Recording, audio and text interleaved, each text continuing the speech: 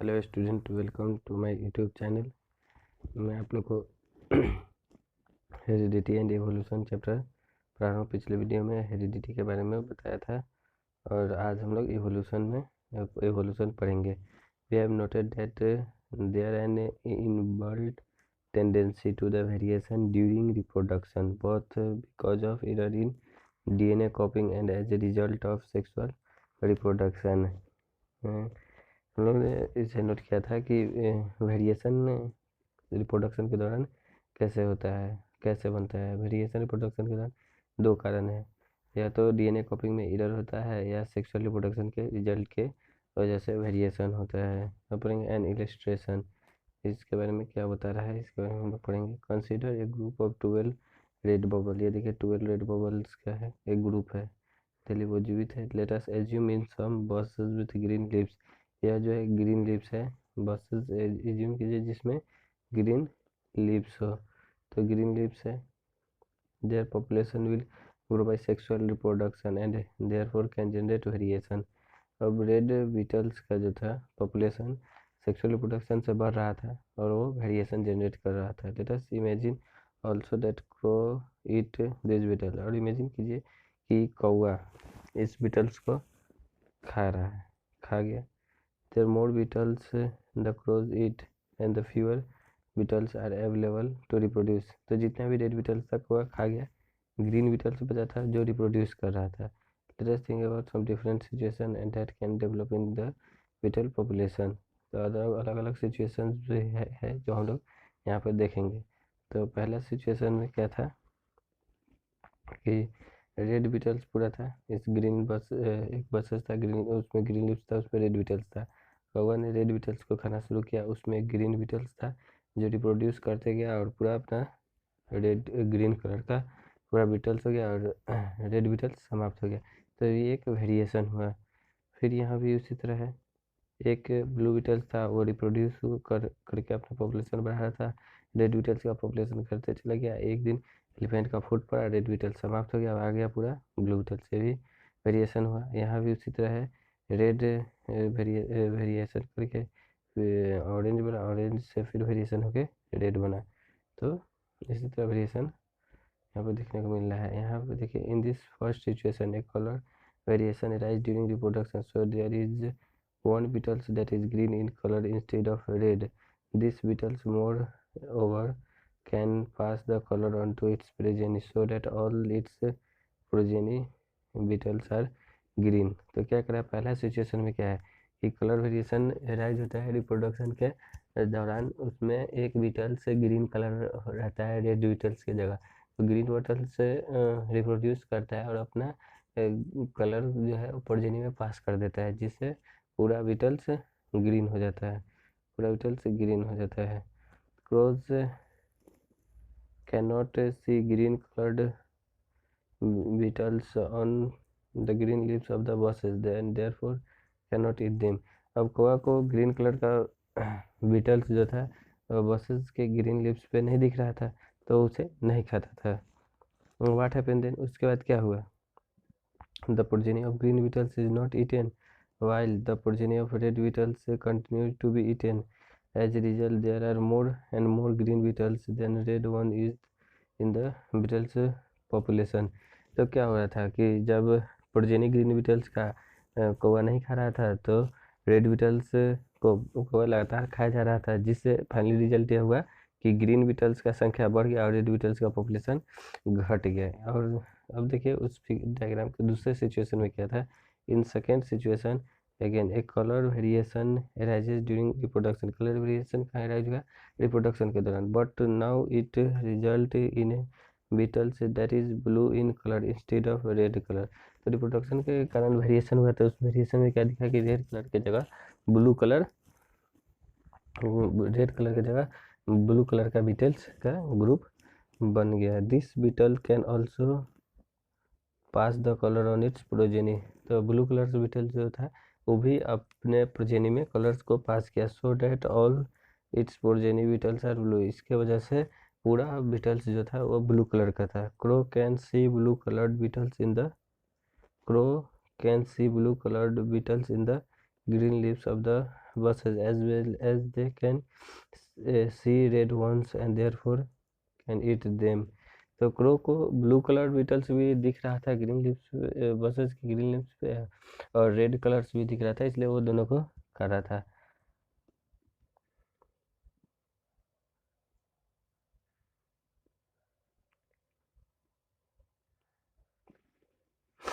What happened initially? शुरू में क्या हुआ? In the population as it expand, there are few blue beetles but most are red. धीरे धीरे पॉपुलेशन एक्सपेंड कर रहा था तो बहुत खूब ब्लू बीटल्स था और ज़्यादा रेड बीटल्स था. But at this point an elephant comes by and stamps on the buses where the beetles alive. एक दिन लेकिन क्या हुआ कि एक दिन एलिफेंट आया और अपना जहाँ बीटल्स जिंदा बीटल्स सब था वहाँ पर अपना पैर रख दिया. This kill most of the beetles, और बहुत सारे बीटल्स को मार दिया. By chance the few beetles that have survived are mostly blue. By chance क्या हुआ कि ज़्यादातर जो ब्लू कलर का बीटल्स था वह सर्वाइव किया. The beetles population slowly expands again but now the beetles in the population are mostly blue. तो फिर क्या हुआ, बीटल्स का पॉपुलेशन धीरे धीरे दोबारा एक्सपेंड हो गया, लेकिन क्या हुआ कि रेड बीटल्स समाप्त हो गया और ब्लू बीटल्स का पॉपुलेशन बढ़ गया.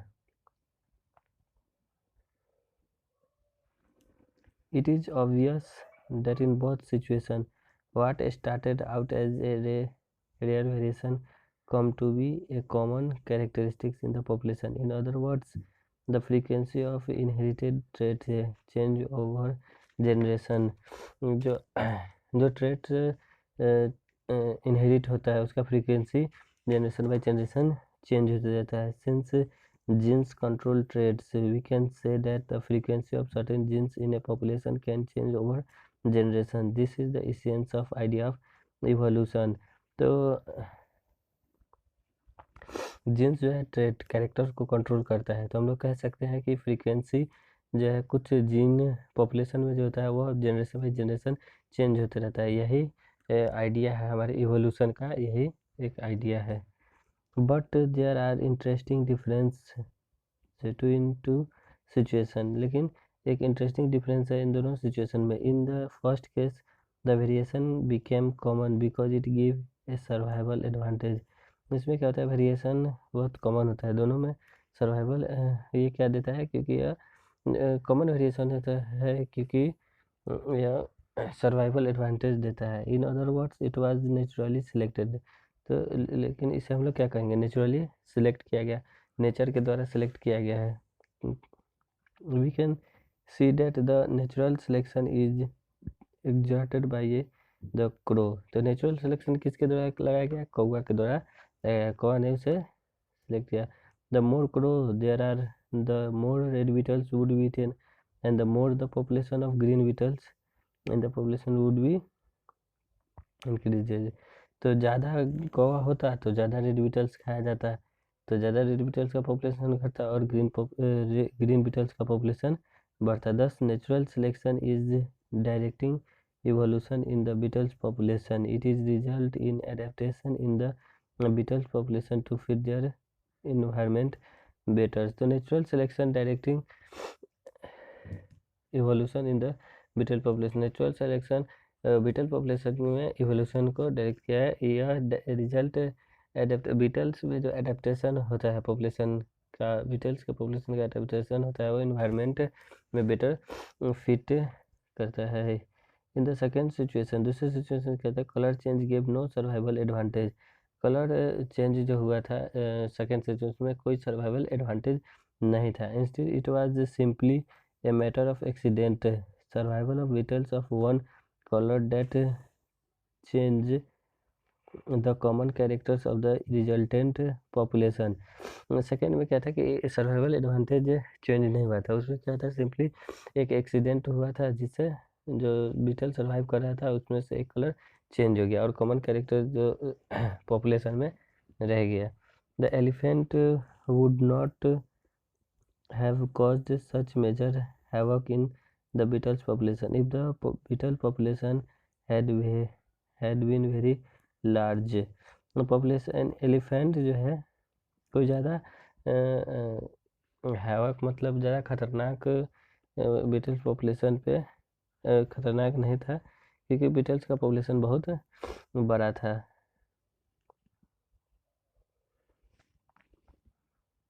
So accident in a small population can change the frequency of some gene in population even if they give no survival advantage। इसलिए एक्सीडेंट जो छोटा पॉपुलेशन में एक्सीडेंट होता है तो वो कुछ जीन के पॉपुलेशन में कुछ जीन की फ्रीक्वेंसी को चेंज कर देता है। If they give no survival को, अगर वो सर्वाइवल एडवांटेज नहीं देता है तो। This is the notion of genetic drift which provide diversity without any adaptation। Notion है जेनेटिक ड्रिफ्ट का जो बिना किसी एडेप्टेशन के डाइवर्सिटी प्रोवाइड कराता है। Now consider third situation. तीसरा सिचुएशन क्या था? In this as the beetles population begin to expand the bushes start suffering from plant disease.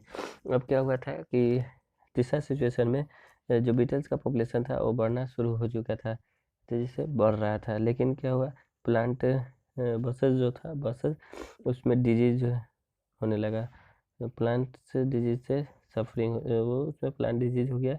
The amount of the leaf material for the beetle is reduced. जो beetles को जितना buses का ज़रूरत था वो अब घटने लगा था। The beetles are poorly nourished as a result. The average weight of the adult beetles decrease from what it used to be when leaves were plentiful but there are no genetic change occurring। अब क्या होता है कि Beatles जो था जब plant disease हो गया, बसेस कम होने लगा तो उसमें नरिशमेंट उतना अच्छा रहा नहीं, जिससे एवरेज वेट एडल्ट बीटल्स का घटने लगा, तो वो प्लेंटीफुल था। जब लीव्स में डिजीज था तब वो एडल्ट का वेट बहुत कम था, तो जिससे लेकिन उसमें कोई जेनेटिक चेंज नहीं हुआ। आफ्टर ए फ्यू ईयर्स, कुछ सालों के बाद, few beetles generation of such scarcity the plant disease is eliminated. There is a lot of leaf food at this time, what would we expect the weight of the beetles भी। तो कुछ सालों के बाद कुछ बीटल्स स्कार्सिटी जनरेट करने लगा था, तो प्लांट डिजीज एलिमिनेट हो गया, जिससे leaf there is a lot of leaf food, कुछ बचा हुआ भोजन था, लीफ फूड बचा हुआ था। अब एक्वायर्ड, तो थर्ड सिचुएशन में निष्कर्ष यही निकला था कि प्लांट डिजीज की वजह से पॉपुलेशन बढ़ रहा था, लेकिन फिर वो कंट्रोल हो गया और फिर फाइनली रेड कलर ही रह गया। तो वेरिएशन होना शुरू हुआ था डिजीज की वजह से, और फिर वो वेरिएशन रिटर्न आ गया रेड बीटल्स पे। अब एक्वायर्ड और इनहेरिटेड ट्रेट मतलब एक्वायर्ड और इनहेरिट ट्रेट क्या है? एक्वायर्ड जो पाया, इनहेरिट जो पेरेंट्स से प्रोजेनी में आया, उसे इनहेरिट ट्रेट कहते हैं। We discussed the idea that germ cell of sexually reproducing population are made in a specialized reproductive tissue. If the weight of the beetles is reduced because of starvation, that will not change the DNA of the germ cell। अब हम लोग ने discuss किया था germ cell के sexually reproducing population में germ cell के बारे में। वो एक स्पेशलाइज्ड रिप्रोडक्टिव टिश्यू से बना होता है, तो अगर बीटल्स का वेट घटा है तो स्टार्वेशन की वजह से घटा है, न कि डीएनए जर्म सेल के डीएनए में चेंज के वजह से नहीं घटा है। Therefore low weight is not a trait that can be inherited by the progeny of a starving beetles. Low weight जो है वो एक ट्रेट नहीं, कैरेक्टर नहीं, बट वो प्रोजेनी से इनहेरिट हुआ है, स्टार्विंग बीटल्स के प्रोजेनी से इनहेरिट हुआ है। Therefore even if some generation of beetles are low in weight because of starvation, that is not an example of evolution, since the change is not inherit over generation। तो अगर कुछ generation Beatles के लो wait का generation होता है कि starvation की वजह से, यह एग्जाम्पल इवोल्यूशन का एग्जाम्पल नहीं है, क्योंकि चेंज इनहेरिट होता है, generation change by generation inherit होता है। Change is non-reproductive tissues cannot pass to the DNA of them cells. Changes जो है, चेंज बदलाव जो है नॉन रिप्रोडक्टिव टिश्यूज है, जो डीएनए से डीएनए जर्म सेल के डीएनए से पास नहीं होता है, देयरफॉर द जर्म सेल के डीएनए से पास नहीं होता है, therefore the experience of an individual during its life time can not be passed on it progeny and can not direct evolution. इसलिए इंडिविजुअल जो एक्सपीरियंस है लाइफ टाइम के दौरान, पूरे लाइफ के समय जो एक्सपीरियंस है कि वो प्रोजेनी में नहीं पास्ड होता है और ना ही वो इवोल्यूशन में डायरेक्ट इवोल्यूशन नहीं होता है। Considered another example of how an individual cannot pass on to its progeny the experience of its lifetime. If we breed a group of mice, all their progeny will have tails are expected. Now, if the tails of these mice are removed by surgery in each generation, do these tailless mouse have tailless progeny? There is no, and it makes sense because removal of tail cannot change the gene of the germ cell of the mice. दूसरा example क्या है कि individuals जो अपने life times में experience लेता है वो प्रोजेनी में क्यों नहीं जाता है। तो एक एग्जांपल लेते हैं माइस का प्रोजेनी जो था उसके पास टेल होता है, तो हम लोग एक्सपेक्ट क्या करते हैं उसके बच्चे में टेल होगा, लेकिन माइस के टेल को जो चूहा है उसके टेल को सर्जरी की तरह हटा दिया जाता है प्रत्येक जनरेशन में।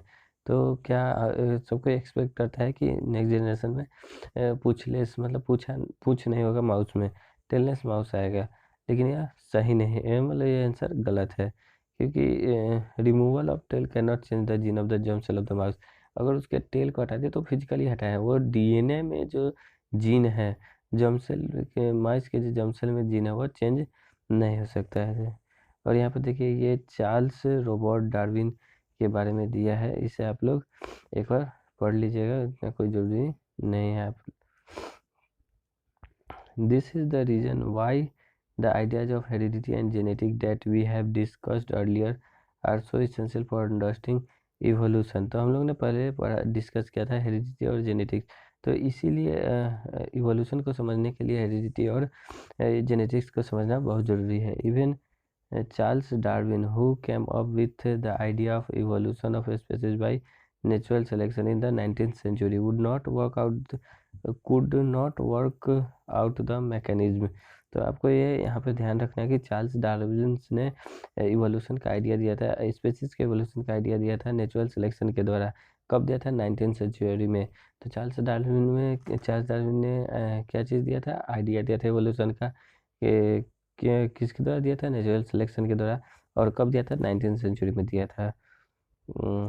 It is ironic that he could have done so if he had seen the significance of the experiment his Austrian contemporary Gregor Mendel was doing, but then Mendel too did not notice Darwin work as equivalent to this। अब हम लोग पढ़ेंगे origin of life on earth। Darwin theory of evolution tell us how life evolved from simple to more complex form, and Mendel's experiment give us the mechanism for the inheritance of trait from one generation to next। Darwin theory जो है evolution का, Darwin theory of evolution, वो हमें life कैसे evolve है एक simple से more complex form में, और मेंडल एक्सपेरिमेंट हमें आइडिया देता है कि कैसे ट्रेट्स एक जनरेशन से दूसरे जनरेशन में ट्रांसमिट होता है, उसके मैकेनिज्म के बारे में मेंडल एक्सपेरिमेंट बताता है। But neither tell us anything about how life began on earth in the first place.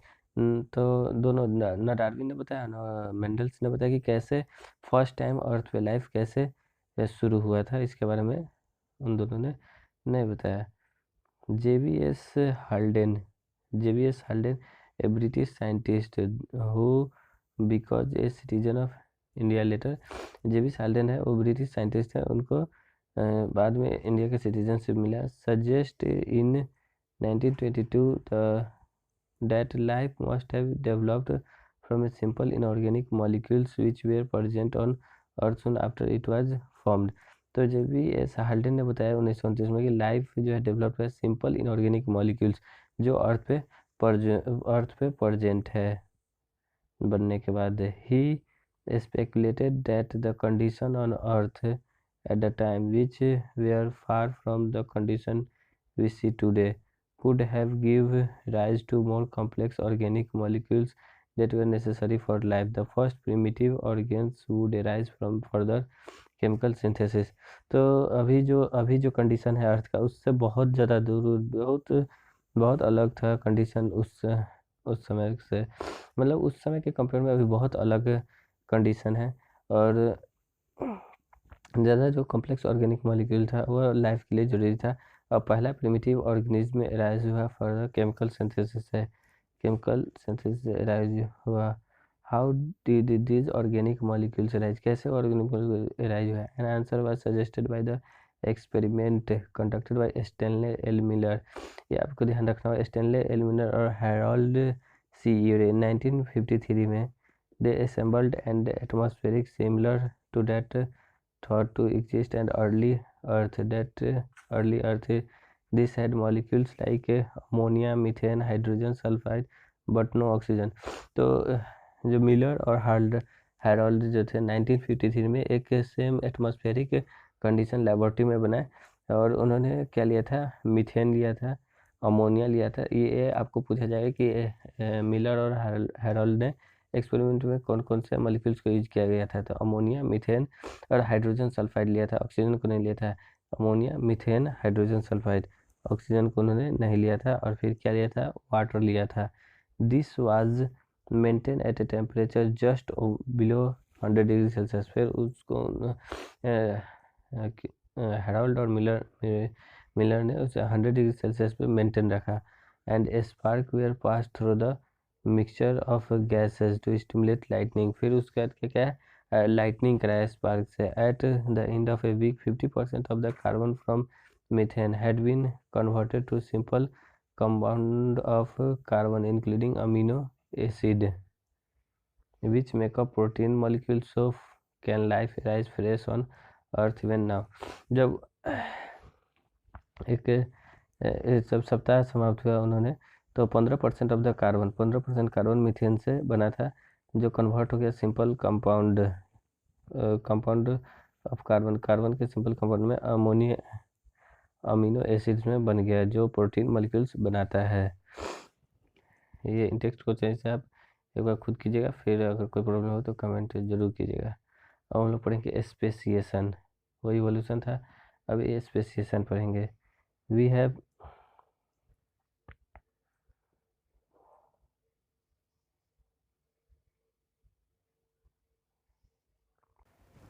अब पढ़ेंगे हम लोग स्पेसिएशन।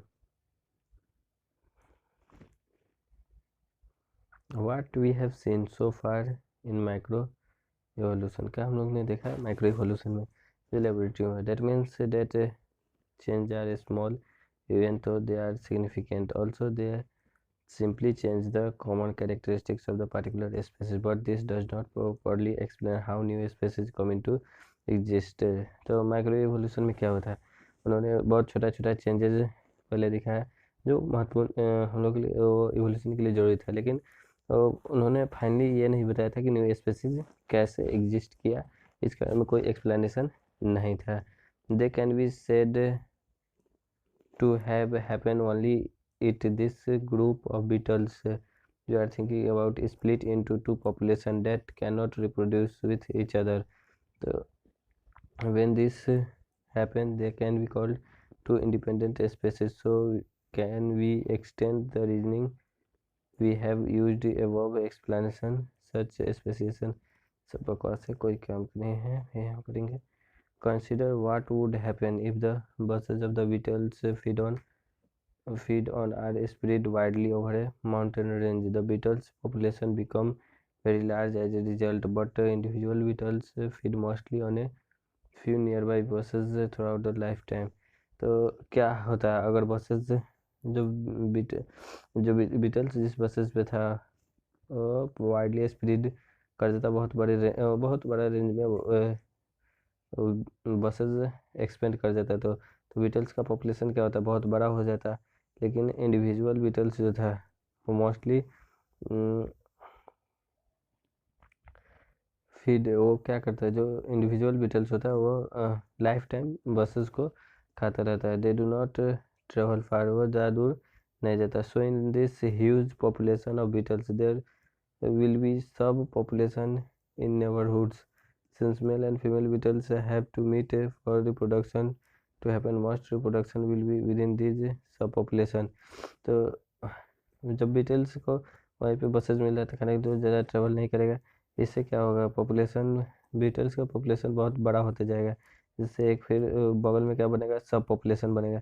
तो मेल और फीमेल बीटल्स जो है मीट करेगा रिप्रोडक्शन के लिए, और फिर ज़्यादातर most reproduction will be with in this सब पॉपुलेशन। फिर जो ज़्यादातर रिप्रोडक्शन क्या होगा, सब पॉपुलेशन में होगा। जो एक बड़ा पॉपुलेशन फिर उसके बोलो जो छोटा पॉपुलेशन, तो उसके बीच में पॉपुलेशन रिप्रोडक्शन होगा। Of course an occasional adventurous beetles might go from one side to another, और a beetles is picked up by a crow from one side and drop into the other side without being eaten. अब और एक occasional adventure हुआ कि कौवा जो है एक साइड से बीटल्स को उठा रहा है और दूसरे साइड रख दे रहा है, उसे खा नहीं रहा है। In either cases the migrant beetles will reproduce with local population. This will result in the genes of the migrant beetles entering a new population. तो क्या हुआ, जिससे दोनों केसेज में माइग्रेंट बीटल्स रिप्रोड्यूस कर रहे थे लोकल पॉपुलेशन के साथ, तो इससे क्या होता है कि माइग्रेंट बीटल्स का जीन्स और न्यू पॉपुलेशन में इंटर कर रहा था। This kinds of gene flow is bound to happen between population that are partly but not completely separated. तो इस प्रकार का जो जीन था वह इस टाइप का जो जीन फ्लो हो रहा था, तो पॉपुलेशन में वो पार्टली था, कम्प्लीटली सेपरेटेड नहीं था। If however between two such sub population are large river come into existence, the two population will be further isolated. The level of gene flow between them will decrease even further. अब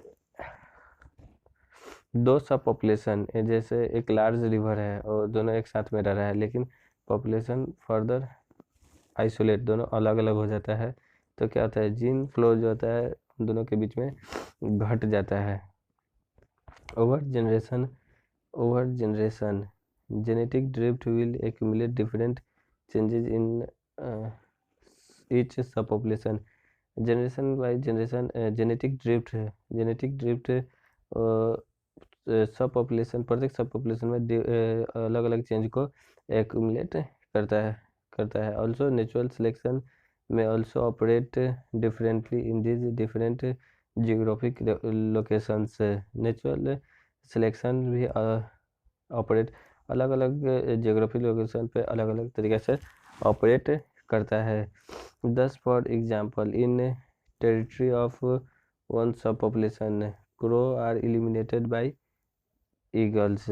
एक example लेते हैं कि territories एक सब population में crow मतलब कौवा को ईगल खा खा के समाप्त कर रहा था। But this does not happen for the other sub population, लेकिन यह दूसरे सब पॉपुलेशन में नहीं हुआ था। Where crow number are very high, उधर में मान लो जैसे दो स्टेट हो गया, एक बिहार एक झारखंड हो गया, तो झारखंड में क्या होता है कि कौवा को ईगल खा खा के समाप्त कर रहा था और बिहार में कौवा का संख्या बहुत तेजी से बढ़ रहा था। तो as a result the gene variation will not be selected at a first site while it will be strongly selected at the second. तो ये नतीजा ये निकलता है कि ग्रीन वेरिएशन जो है वह फर्स्ट साइट पे सिलेक्टेड नहीं था, बट वह दूसरा मतलब सेकेंड टाइम में वह स्ट्रांगली सिलेक्टेड था। Together, the process of genetic drift and natural selection will result in these two isolated subpopulations of beetles becoming more and more different from each other. दोनों एक साथ देखें तो यह प्रोसेस जेनेटिक ड्रिफ्ट और natural selection का जो result था, दोनों पॉपुलेशंस बीटल्स के सब पॉपुलेशन से अलग था, और ज़्यादा से ज़्यादा दोनों एक दूसरे से ज़्यादा से ज़्यादा अलग था। Eventually, members of these two groups will be incapable of reproducing with each other even if they happen to meet. There can be number of ways by which this happen. If the DNA change are severe enough, such a change in the number of chromosome. अगर DNA में change होगा तो chromosome के number में भी chromosome के number में भी चेंज होगा। Eventually the germ cell of the two groups can not fuse with each other.